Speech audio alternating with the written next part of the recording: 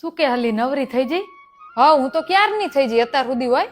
હું શું કહું છું, થોડીક પૈસાની સગવડ થાય એવું છે. કેમ, તારે શેની પૈસાની જરૂર પડી? માર પાયલીન લગન આવે ને એટલે થોડાક જોતા હતા. કેટલા જોઈએ? વધારે નહીં પણ 2 લાખ જેવું કરી દે ને તો સારું. 2 લાખ તો મારી જોડ ક્યાંથી હોય? હું ક્યાં જોબ કરું છું? તો કેટલા થાય એવું છે? ઇન પપ્પા દર મહિને જે મને ઘર ખર્ચ આપે ને એમાંથી કટકે કટકે કરીને મેં 25,000 જેવા બચાયા. કહેતી હોય તેટલા આપું. 25,000 માં કઈ નહીં થાય. અલી આમ તો અમાર ભાઈનો પગાર સારો હે, તો બસ પૈસાની જરૂર કેમ પડી? એટલા પગારમાં કઈ થાય એમ નથી. ઇન પપ્પા લોન માટે જીયા હે, ભગવાન કરે ને થઈ જાય તો સારું. ગાંડી બાંડી જ નહીં થઈ જાય ને? લોન લઈને થોડા લગ્ન કરાય? અને એવા જ કેવા લગ્ન કરવા તમાર? અમારે બાપા કઈ નહીં, પણ પાયલીન બહુ ઈચ્છાઓ હે. છોકરીની એવી તો કેવી ઈચ્છાઓ કે બાપાને લોન લેવી પડે? પ્રી વેડિંગ કરાવવું હે, અનુષ્કા જેવી ચણિયા ચોળી લેવી હે, અને ઓલા આનંદના લગ્નમાં જેવું ડેકોરેશન કર્યું તું ને એવું કે માર કરવું હે. આ સોશિયલ મીડિયાએ તો દાટ વાયડો હે. સોશિયલ મીડિયાએ? હા, આ કઈક સેલિબ્રિટીઓએ સોશિયલ મીડિયામાં કઈ અપલોડ કર્યું નથી, તરત એનો ટ્રેન્ડ ચાલુ. તારી વાત તો સાચી, પણ શું થાય? એમના જેવું કરવા જઈશું ને તો ગોઈતાય હાથ નહીં આવો. તને ખબર હે, આ સેલિબ્રિટીઓ મોટા બિઝનેસમેનો હે ને, ઈ એમની આવકનો 1% હિસ્સો જ એમના લગ્નમાં ખર્ચ કરે છે. જ્યારે આપણે મિડલ ક્લાસ આખી જિંદગીની આવક લગ્નમાં ખર્ચી નાખવી. એકને એક સોડી હે, પ્યાલો છેલ્લો જે કોઈ અમારા એક જ પ્રસંગ હે, એમાંય તૂટિયા વાળવી લોકો વાતો ના કરે. આ તો જે લોકો વાતો કરવાના હોય ને એની જોડે જઈને પૈસા માગી જો, કેટલા આપે બસ મને કહેજે. તારી બધી વાત સાચી, પણ પાયલીની ઈચ્છા હે તેને હવે કોણ સમજાવે?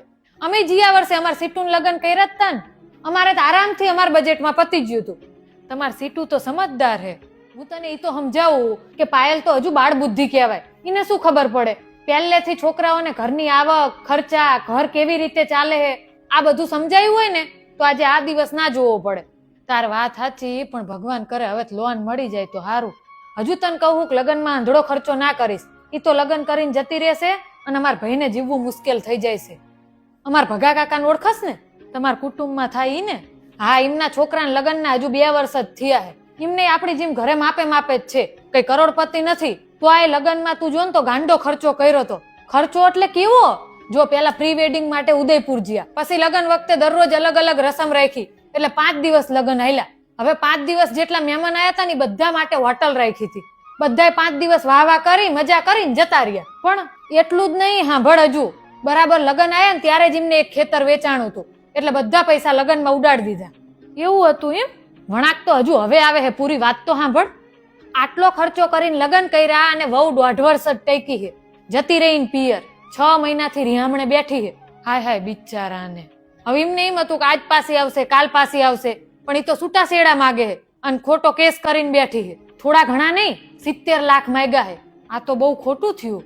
હું તને ઈ જ સમજાવું કે હું પેલા જેવો સમય અને લોકો નથી રહ્યા. લોકોમાં ધીરજ ને સહનશક્તિ ખૂટતા જાય, એટલે બધી વસ્તુ માપમાં હારી. છેલ્લે તો આપણે બધું છોકરાને જ આપીને જવાનું હોય, પણ લગ્નમાં બધા પૈસા ઉડાઈ દેવા ને ઈ વાત ખોટી છે.